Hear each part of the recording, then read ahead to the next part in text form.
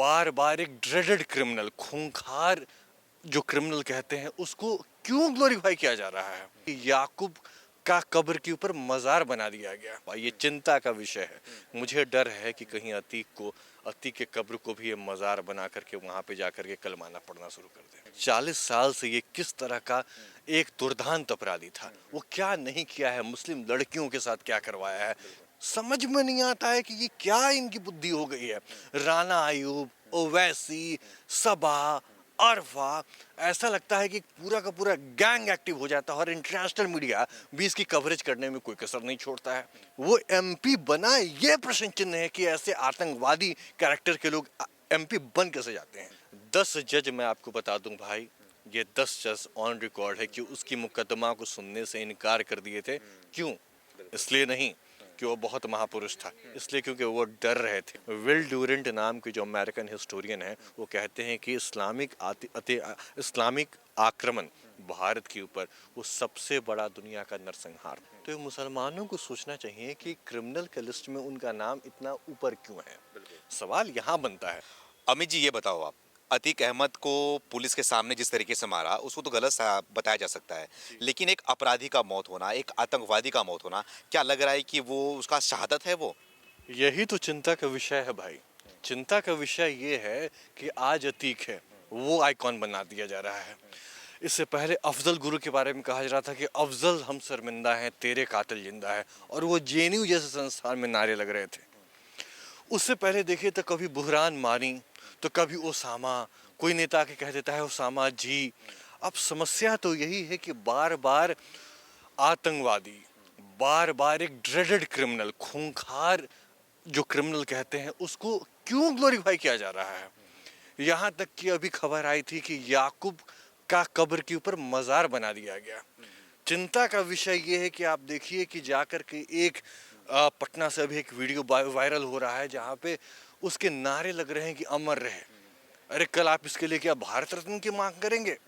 और ये ओवैसी साहब का देखिए वो क्या कर रहे हैं, वो तो मसीहा बता रहे हैं इसको। वो तो उल्टा सवाल पूछ रहे हैं कि जिन 3 लड़कों ने अतीक अहमद को मारा उसके ऊपर यूएपीए क्यों नहीं लगाया? जब अतीक अहमद और उसके गुर्गों ने जब उमेश पाल को मारा था, उन पुलिस वालों को मारा था, उन वकीलों को मारा था और कई हत्याएं की थी, तब तो ओवैसी का जुबान बंद था, तब तो नहीं बोले थे कि यूएपीए लगाओ आप। ओवैसी यही काम करता है। वो हिंदू और मुस्लिम में जो दरार दाने में जहां तक हो वहां तक जाके वो करेगा। अब देखिए यहाँ पे अतीक 40 साल से ये किस तरह का एक दुर्दांत अपराधी था, वो क्या नहीं किया है, मुस्लिम लड़कियों के साथ क्या करवाया है, कितने हिंदुओं की जिंदगी को वो पूरा का पूरा तहस नहस कर दिया गया है। अभी एक देखिएगा, एक बूढ़ी माँ का वीडियो वहां पे पड़ा हुआ है, किस तरीके से बिलक बिलक के बता रही हैं कि उनके साथ, उनके परिवार के साथ उनकी बेटी की कैसे हत्या कर दी गई। उमेश पाल, उसके साथ देखिए ऑन कैमरा ये घटनाएं होती है, लेकिन समझ में नहीं आता है कि ये क्या इनकी बुद्धि हो गई है। राना अयूब, ओवैसी, सबा, अरफा, ऐसा लगता है कि पूरा का पूरा गैंग एक्टिव हो जाता है और इंटरनेशनल मीडिया भी इसकी कवरेज करने में कोई कसर नहीं छोड़ता है। बीबीसी वाले लिखते हैं क्या? बीबीसी वाले लिख रहे हैं कि ये देखिए एक एमपी मारा गया। वो एमपी बना, ये प्रश्न चिन्ह है कि ऐसे आतंकवादी कैरेक्टर के लोग एमपी बन कैसे जाते हैं। वैसे ये भी पूछ रहे हैं ना, सवाल पूछ रहे हैं कि जो ये तीनों थे जो अतीक अहमद को मारे हैं, वो गोडसे के नक्शे कदम पे चल रहे हैं। तो सवाल इसमें ये उठता है कि अतीक अहमद किसके नक्शे कदम पे चल रहा था, उसको क्यों नहीं पूछते हैं? सवाल ये होना चाहिए कि क्या वो अतीक को गांधी बता रहे हैं, वो गांधी जैसे महापुरुष से वो कंपेयर कर रहे हैं। ये सोच है असली एक आतंकवाद की सोच है। जब आप एक ड्रेडेड क्रिमिनल को गांधी से तुलना कर रहे हैं, आप गोडसे की बात कर रहे हैं, आप ये भूल जाते हैं क्या कि अतीक ने कितनों का घर उजाड़ा है। 40 साल से ये लोगों के साथ यही कर रहा है। प्रश्न चिन्ह उठता है हमारे समाज, हमारे जुडिशरी। 10 जज, मैं आपको बता दूं भाई, ये 10 जज ऑन रिकॉर्ड है कि उसकी मुकदमा को सुनने से इनकार कर दिए थे। क्यों? इसलिए नहीं कि वो बहुत महापुरुष था, इसलिए क्योंकि वो डर रहे थे, और 11वां जो आता है वो उसको बेल दे देता है। ये था अतीक अहमद जैसे लोगों का खौफ। ये चिंता का विषय है। मुझे डर है कि कहीं अतीक के कब्र को भी ये मजार बना करके वहां पे जाकर के कलमाना पढ़ना शुरू कर दे। जिस तरीके से अतीक अहमद को मारा गया उसको लोग बोल रहे हैं, विपक्षी पार्टियां बोल रही हैं कि संविधान के लिए खतरा है। जब योगी आदित्यनाथ अपराधियों का शूट आउट करवा रहे हैं, एनकाउंटर करवा रहे हैं, तो कहा जा रहा है कि संविधान का खतरा है। जब ये आम जनता के प्रति, जब ये हमारी जो वहाँ की गरीब जनता है उनके प्रति अत्याचार कर रहे थे, तो क्या संविधान के लिए खतरा नहीं था वो? 40 साल से संविधान के लिए कौन खतरा बना हुआ था? क्यों आज लोगों के बीच में अतीक के हत्या के बाद खुशी है? इसी के लिए खुशी है ना, क्योंकि अतीक जैसे क्रिमिनल माना जाता है तो समाज में शांति का बहाल होता है। सवाल ये होना चाहिए कि 40 साल से जो अतीक का आतंक था, वो क्या संविधान हमारे समाज, हमारे जुडिशरी, हमारे समाज के लिए, हमारे देश के लिए वो क्या खतरा नहीं था? और अतीक की पत्नी का ही बयान सुन लीजिए जाकर के कि वो अतीक की पत्नी क्या कह रही है। थोड़ा अतीक की बहन का सुन लीजिए बयान कि वो क्या कह रहे हैं। क्या बोलेंगे ये लोग तो ध्रुवीकरण, पोलराइजेशन की पॉलिटिक्स, अपीजमेंट की पॉलिटिक्स को ये उस लेवल पे लेके जा चुके हैं कि हर बार इनको कोई एक बस मुद्दा चाहिए कि किसी तरीके से मुसलमानों को भड़काओ, उनके कंधे पे रख के बंदूक चलाओ और देश में जहर फैलाओ। जी। जब श्रद्धा का मर्डर हुआ था, जब आफताब को मतलब कि लोग दिखा रहे थे, 35 ठीक है, टुकड़े 35 टुकड़े उसने किया हुआ था, लोग बोल रहे थे कि वो मुसलमान नहीं हो सकता, क्यों एक जाति धर्म से देख के जोड़ रहे हो आप? ठीक है, जब अतीक अहमद को मारा गया तो उसको क्यों धर्म से जोड़ा जा रहा है? वो भी तो एक गुनाहगार था। सही बात है, सही बात है, बिल्कुल वाजिब सवाल है। देखिए यही बात है कि जब श्रद्धा का हत्या होता है कसाब, उस समय तो कह दिया जाता है कि एक धर्म से जोड़ के मत दीजिए।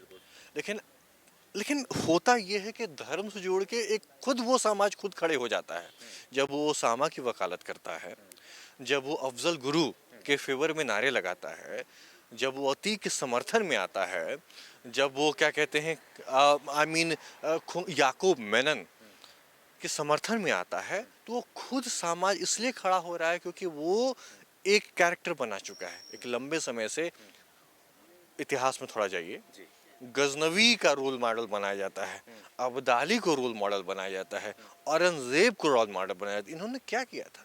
इन्होंने लाखों हिंदुओं की हत्या की थी। आप इतिहास पढ़िए, विल ड्यूरेंट नाम के जो अमेरिकन हिस्टोरियन है, वो कहते हैं कि इस्लामिक आक्रमण भारत के ऊपर वो सबसे बड़ा दुनिया का नरसंहार था।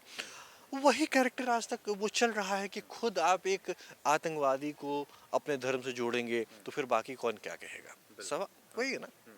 ये बताइए मुझे आप कि कुछ मुस्लिम लोग हैं, कुछ मुस्लिम उनके लोग हैं, वो बोल रहे हैं कि मुसलमानों के साथ में अत्याचार किया जा रहा है। ओवैसी ने भी खुल के बोल दिया है, इसके लिए सब के सब बाहर आ गए हैं, बोल रहे हैं कि मुसलमानों के साथ में अत्याचार किया जा रहा है क्योंकि वो मुसलमान था इसलिए उसको मारा गया। लेकिन उनको ये नहीं पता है कि उत्तर प्रदेश में अगर 126 एनकाउंटर हुए हैं तो उसमें से 57 मुसलमान हैं, बाकी सब तो हिंदू हैं। ये क्यों नहीं दिखाई देता उनको? विकास दुबे मुसलमान था क्या? आशीष राणा मुसलमान था क्या? अभी वो लिस्ट निकाली, हिट लिस्ट निकाला है कि ये उसमें मात्र 1/3 मुसलमान हैं, बाकी सारे के सारे हिंदू हैं। और अगर 1/3 मुसलमान हैं तो ये मुसलमानों को सोचना चाहिए कि क्रिमिनल के लिस्ट में उनका नाम इतना ऊपर क्यों है। सवाल यहाँ बनता है। एक बात और मैं यहाँ पे कहूँगा कि आप कह रहे हैं कि मुसलमान के ऊपर जुल्म हो रहा है, तो ये जुल्म कर कौन रहा है? अतीक ने कितने मुसलमान, अतीक किसको मार के वो नेता बना था, आई मीन बाहुबली बना था? अतीक ने एक चांद जी को, वो मुसलमान ही थे, चांद बाबा उनका नाम था, उन्हीं की हत्या की थी ना। वो हिंदू थे क्या? मुसलमान के ऊपर मुसलमान ही अत्याचार कर रहा है। आप यमन देखिए, आप सीरिया देखिए, वहाँ पे कौन मार रहा है? आईएसआई से भी तो बैठ के मार रहा है ना। तो आप ये मत पूछिए, जब ये अक्साब आता है, ये याकूब मेनन है, ये दाऊद इब्राहिम है, जब बॉम्बे बॉम्ब ब्लास्ट करवाया तो क्या सिर्फ उसमें हिंदू मारे गए थे? पाकिस्तान जो बार बार धमकी देते रहता है तो उसमें सिर्फ क्या हिंदू मारे जाएंगे? सवाल ये है कि मुसलमान ही मुसलमान का के ऊपर एक क्या कहते हैं आक्रमण कर रहा है, उसको मिटा रहा है, कोई और नहीं मिटा रहा है। लोग ये महसूस कर रहे हैं कि एक आतंकवादी, एक आम जनता की बात करता हूँ, एक आतंकवादी, एक क्रिमिनल की जब हत्या होती है तो लोग, आम जनता जो है, इसे कॉन्फिडेंस महसूस करती है। लड़कियां जो हैं ये महसूस करती हैं कि हम घर निकले हैं, घर से निकले हैं और घर वापस सुरक्षित आएंगे। अभी आपने देखा केरला में एक सैफ करके एक लड़का था, वो ट्रेन में जाके मिट्टी तेल डाल के आग लगा दिया, तुरंत उस पर यूपीए लगाया गया। अब ऐसे लोगों को आप पकड़ेंगे, जब इनके ऊपर कार्रवाई होगी तो लोग सुरक्षित महसूस करते हैं। तो माहौल ये बन रहा है कि रूल ऑफ लॉ स्टैब्लिश हो रहा है। हाँ, बाकी कानूनी प्रक्रिया है जो कल होगा, इसका इन्वेस्टिगेशन हो रहा है कि किसने मारा, क्या हुआ, इसके पीछे क्या एंगल है, वो सब दूध का दूध पानी का पानी हो जाएगा। समय का इंतजार कीजिए और बहुत बहुत धन्यवाद।